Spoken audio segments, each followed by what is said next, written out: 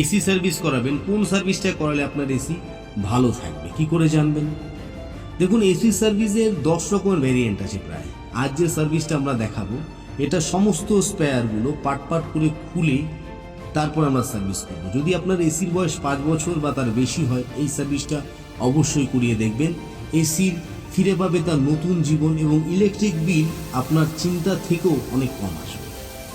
যারা নতুন তারা অনেক এই সার্ভিসটা করতে ভয় পায় এবং তাছাড়া অনেক সময় দরকার এই সার্ভিসটা করতে। সার্ভিসের এখন অনেক রকম ভ্যারিয়েন্ট চলে এসছে বাজারে, যে যেরকম দেখাতে পারছে নিজেদের মতো করে দেখাচ্ছে, কিন্তু আমি আমার 21 বছরের অভিজ্ঞতা থেকে বলছি এই সার্ভিসটি করানো প্রয়োজন আছে।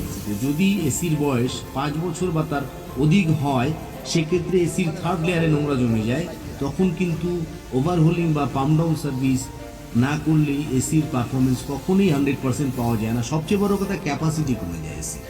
তাই অতি অবশ্যই এই সার্ভিসটি একবার করিয়ে দেখবেন যদি এসির বয়স 5 বছর বা তার অধিক হয়ে থাকে।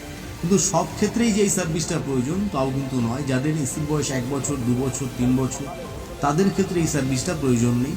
যাদের এসি 4-5 বছরের বেশি পুরনো, তাদের ক্ষেত্রে এই সার্ভিসটি অবশ্যই একবার করিয়ে নেওয়া ভালো।